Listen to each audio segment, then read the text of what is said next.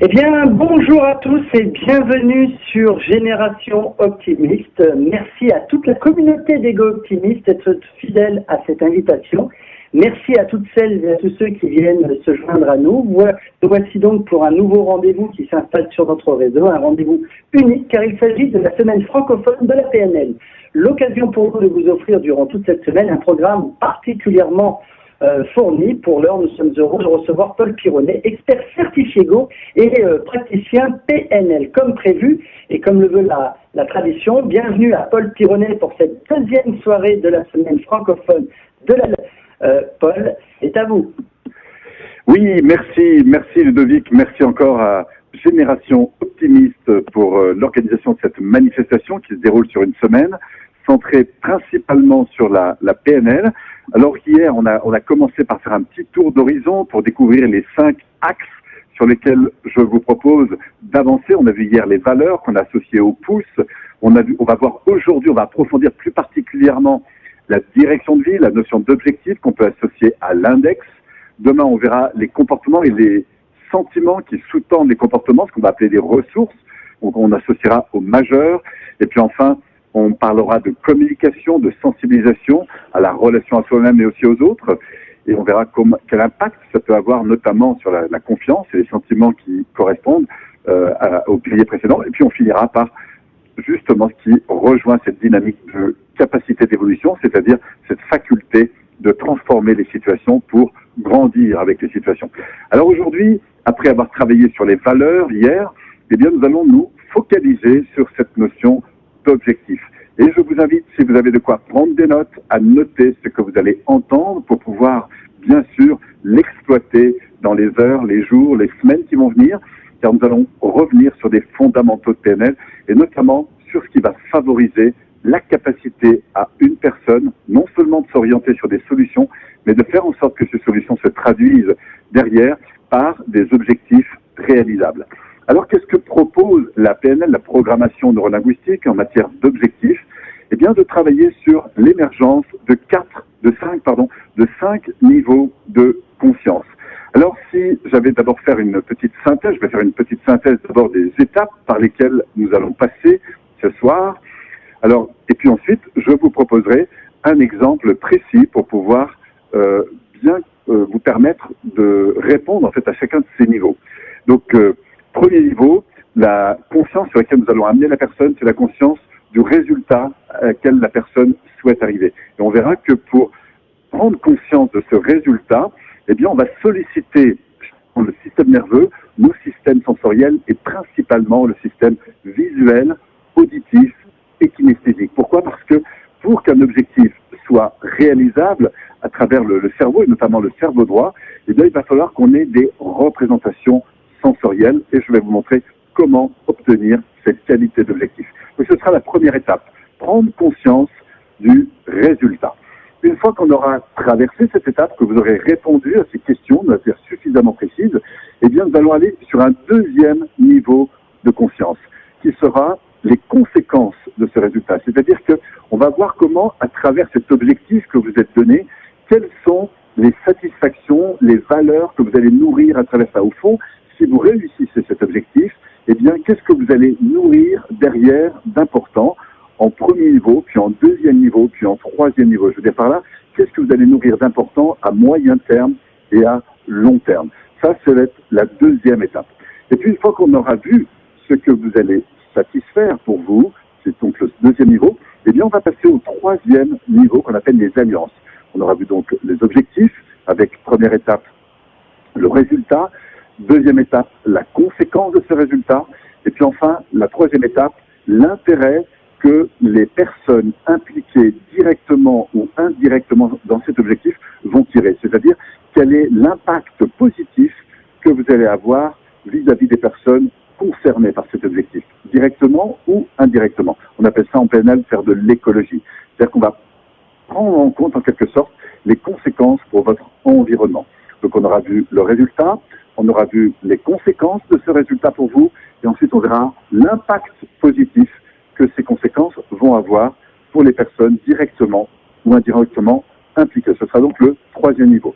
Une fois qu'on en sera là, on va se centrer sur un quatrième niveau, c'est justement les comportements et l'attitude que vous allez devoir mettre en œuvre pour pouvoir atteindre ce résultat. Et la particularité de cette technique, c'est qu'une fois que vous aurez une bonne vision et de ce que vous voulez et des conséquences pour vous et de votre environnement, vous allez voir qu'il y a une intelligence intérieure qui va vous amener pile sur les attitudes qui vont conditionner ce résultat. Puisque je vous le disais encore hier, les résultats sont la conséquence de vos comportements. Et on verra comment dans ce processus, eh bien, nous allons faire émerger cette attitude qui est en phase, en quelque sorte, avec le résultat que vous voulez. On va donc parler de comportement. Ce sera notre quatrième étape. Et puis enfin, la dernière étape, et vous allez voir, c'est pas des moindres, on va aller chercher à travers cet objectif, à travers la conscience que vous avez du résultat et de la satisfaction que vous allez en tirer derrière, on va aller chercher cette énergie qui est générée par cette conscience de ce résultat, qu'on va appeler un état ressource. Vous allez entrer dans cet état ressource et je vais vous montrer comment vous allez étendre et amplifier cet état ressource pour enfin associer à un niveau plus profond, eh bien, à ce sentiment de l'état ressource, eh bien, ces différentes étapes, c'est-à-dire reprendre conscience du résultat, toujours en étant associé à cet état ressource, reprendre conscience des conséquences de ce résultat, toujours associé à cet état ressource, puis enfin de l'intérêt que ça a pour les personnes impliquées, et enfin des comportements spécifiques qui vous semblent intelligents de mettre en œuvre, et puis enfin de vérifier que cet objectif est finalement bon et juste pour vous. Et c'est comme ça que vous allez intégrer à un niveau plus profond, à travers ce processus, eh bien, les dimensions qui vont vous permettre de faciliter l'atteinte de cet objectif. Alors maintenant que le plan est donné, eh bien, je vais vous proposer de traverser chacune des étapes avec moi. Donc, je vous propose de penser à un objectif. Et la première chose, quand vous voulez définir un objectif, c'est de définir le contexte de cet objectif. Puisqu'on va voir que pour que cet objectif soit réalisable, il nous faut un contexte précis. On va voir comment l'élaborer en matière de représentation mentale dite positive, puisque notre inconscient ne peut pas voir en négatif, c'est-à-dire que vous pouvez pas ne pas, par exemple, imaginer que quelqu'un soit tendu. Si je veux être moins tendu, vous voyez, j'entends tendu, donc il va falloir que j'aille chercher le mot qui soit en correspondance avec le résultat. Par exemple, je me sens détendu, ou calme, ou reposé, etc. Voilà, donc il va falloir des critères visuels positifs, il va nous falloir un contexte, et puis surtout, ce qui va être très très important, c'est d'être précis. Et alors, je vous le disais en entrée, pour être précis, on va l'être sur 3 niveaux, sur le plan visuel, sur le plan auditif et sur le plan kinesthésique, c'est-à-dire lié au ressenti. Alors, imaginez que vous avez par exemple une situation importante sur laquelle vous voulez vous améliorer. Exemple, imaginons par exemple que vous souhaitez améliorer votre relation avec vos proches, par exemple vos enfants. Et vous dites, tiens, voilà, c'est vrai que je voudrais passer un peu plus de temps et à travers ce temps, surtout un temps de qualité avec mes enfants. Pour ça, je vais vous proposer de fixer un objectif en vous représentant ce que serait pour vous une attitude relationnelle de grande qualité. Pour ça, vous allez imaginer à 1 mètre devant vous que vous arrivez, alors un contexte, par exemple, ça peut être le salon, ou votre cuisine, ou quoi que ce soit, mais pensez à un contexte précis. Identifiez-vous, voyez-vous comme si vous étiez au cinéma ou au théâtre, et là, vous allez faire un zoom très précis sur l'attitude. On va commencer par ce que vous pouvez voir, et on va aller chercher dans le visuel au moins 3 critères. Par exemple, est-ce que vous êtes plutôt droit ou est-ce que vous êtes plutôt penché? Est-ce que vous êtes plutôt souriant? Est-ce que vous êtes plutôt bien enraciné? Comment vous respirez? Bref, faites-vous une image de vous si vous étiez au top, c'est-à-dire au meilleur de vous-même dans cette relation demain matin avec vos enfants. Imaginez que demain matin, vous les rencontrez, par exemple, juste avant le petit déjeuner, vous allez réveiller, et là, vous dites, tiens, voilà, je suis vraiment au top. Comment je suis? Physiquement, quelle est l'attitude dans laquelle je suis? Est-ce que je souris? Est-ce que je respire comment? Enfin bref, dans quel élan je suis? Dans quel mouvement je suis? Visualisez ça et vous pouvez même aller chercher des exemples si vous voulez. Mais c'est très important que vous ayez une image mentale d'exactement ce que c'est que pour vous d'être au top dans votre relation. Donc une fois qu'on a le visuel, on va aller maintenant chercher l'auditif. Donc gardez bien cette image devant vous, fermez légèrement les yeux et maintenant écoutez le timbre de votre voix. Et là, répondez aux questions suivantes. Est-ce que vous avez une voix qui est plutôt rapide? Est-ce que vous êtes plutôt lente? Est-ce que vous parlez plutôt haut ou plutôt bas? Est-ce que votre intonation est élevée ou plutôt faible? Est-ce que, etc., etc. Écoutez le timbre de votre voix quand vous êtes au top, quand votre voix est au meilleur d'elle-même. Donc, c'est pas le contenu de ce que vous dites qui compte, mais la manière dont vous le dites à un niveau auditif. Donc maintenant, vous avez le visuel, votre attitude, puis enfin, vous avez l'auditif. Ça, c'est le deuxième point le plus important. Écoutez bien la voix que vous avez quand vous êtes au meilleur de vous-même dans cette relation. Identifiez ces critères.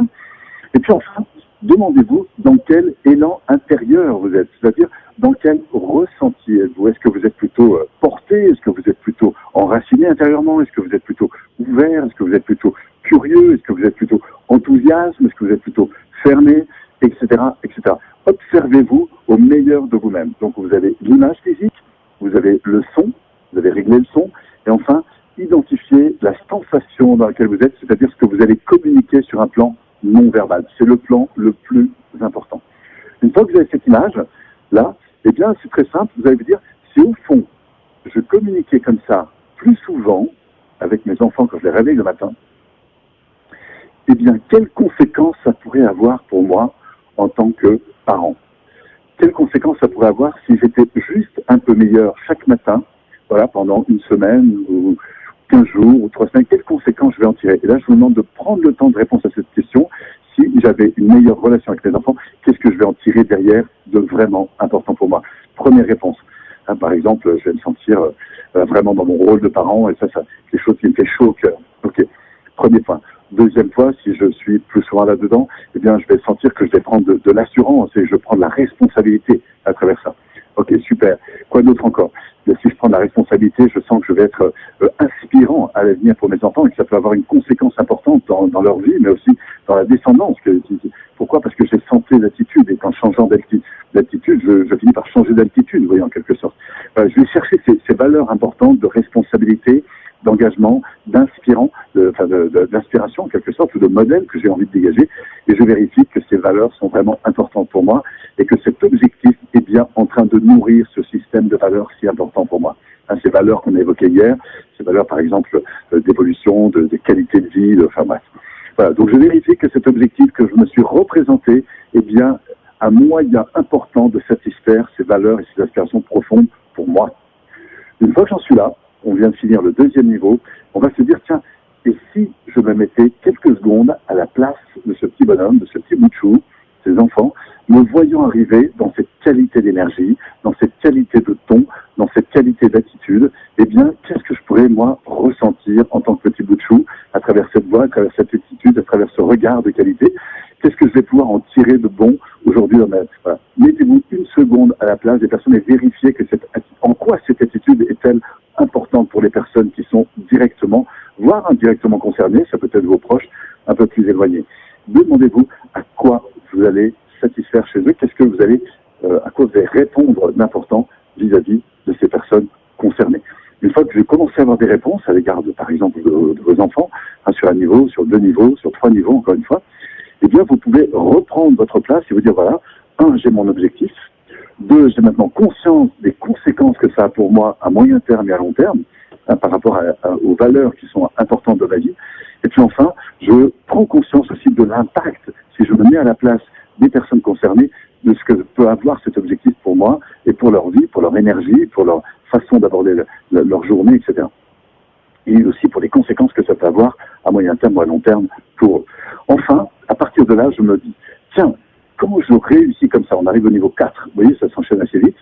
Quand on arrive au niveau 4, on se dit, tiens, pour obtenir ce résultat, quand je fonctionne comme ça, quelles sont les attitudes que j'ai dans cette situation que je perçois que je n'ai pas toujours? Qu'est-ce que je fais de différent que je ne fais pas toujours? Quelle est l'attitude, quel est le comportement? Première chose qui vous vient à l'esprit. Alors, par exemple, c'est peut-être le fait de sourire à ce niveau-là. Ça, c'est le truc que je ne fais pas toujours avec autant d'attention. Deuxième chose, c'est l'enthousiasme que je vais montrer à travers mon corps, à travers mon ouverture, à travers mon attitude. Enfin, troisième chose, c'est le ton de voix. Je me rends compte que là, j'ai une voix plus douce ou plus chaleureuse, etc. C'est juste un ton au plus de d'habitude. Ben, voilà les 3 attitudes qui vont faire une différence. Et c'est très important d'être précis parce que en matière de gestion mentale, c'est la précision qui vous donnera de la puissance. Donc, identifiez ces petits comportements qui font une différence et faites-en une chose essentielle parce que c'est comme dans le sport de haut niveau, c'est ces petites différences qui font que vous passez sur la marche d'au-dessus. Et donc, c'est ça qui fait votre excellence. Identifiez ces comportements que vous n'avez pas toujours, mais qui, quand vous les avez, font une véritable différence. Donc, on a vu l'attitude, on a vu par exemple le sourire, et on a vu le ton de voix. Ça, c'est des choses de vraiment intéressantes. Et puis enfin, je vous propose, on va arriver à la 5e étape, eh bien de fermer les yeux, d'imaginer que ce que vous venez de visualiser, de vivre, c'est dans votre dos. C'est-à-dire que vous venez de sortir de la chambre de vos enfants, vous venez de les réveiller avec cette qualité de présence, cette qualité de relation, et là vous ressentez la satisfaction. Et vous demandez dans quelle partie de vous, là il va falloir fermer les yeux si vous voulez me suivre là-dessus, et demandez dans quelle partie de vous ressentez ça le plus, intérieurement. Où est-ce que vous localisez cette sensation? Mettez-vous vous pouvez mettre un nom, un titre, par exemple, le sentiment de fierté, de grandeur, d'enthousiasme, d'excitation, enfin bref, mettez un mot qui correspond à la sensation que vous avez, et demandez-vous, tiens, si cette sensation était une couleur, si vous allez voir comment on va utiliser le cerveau là pour étendre ça, si cette sensation était une couleur, ce serait plutôt quoi?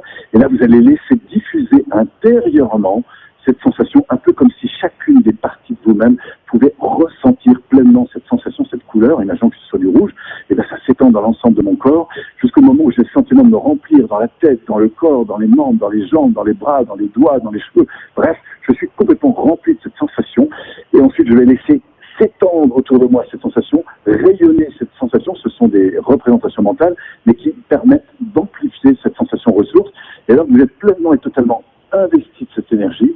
Vous allez maintenant reprendre votre objectif tout en restant en contact avec cette énergie, c'est-à-dire repenser à cet objectif comme si vous retourniez comme ça pour la 5e, la 10e, la 100e fois, de vous revoir au meilleur de vous-même dans cette situation, dans les attitudes, à la fois corporelles, mais aussi dans les attitudes oratoires, et puis enfin dans cette dynamique, cette énergie intérieure, et tout en restant dans cette sensation, repenser aux conséquences que ça va avoir, non seulement pour la semaine qui vient, mais pour les mois qui viennent, voire pour les années qui viennent, pour vous, et à long terme, dans votre vie à vous, et aussi dans la relation que ça peut avoir avec les autres, donc à commencer par vos enfants, quelles conséquences ça peut avoir pour eux, si vous mettez quelques minutes à la place d'avoir un parent qui a une telle attitude avec lui-même, quelles conséquences ça peut avoir au bout de quelques semaines, quelques mois, quelques années, non seulement pour toute leur descendance, et puis enfin, réidentifier, rester bien en contact avec la sensation, réidentifier à partir de cette sensation de rayonnement rouge, réidentifier les attitudes spécifiques qui font la différence au moment où vous montez d'un cran sur certaines attitudes, à savoir dans la posture, dans le sourire, dans l'ouverture, dans le ton de voix, dans cette énergie qui vous anime, et puis enfin vérifier que fonctionner comme ça, maintenant et à l'avenir, quand vous réveillez vos enfants le matin, c'est quand même quelque chose de différent, et vous vous rendez compte à quel point vous pouvez vivre une vie d'intensité, de valeur importante, par des petites choses, et faire de ces petits moments des grands moments de qualité, vérifier que tout ça fonctionnait comme ça, intégrer cette dimension comme ça, aujourd'hui, c'est vraiment quelque chose de bon et de chouette pour vous.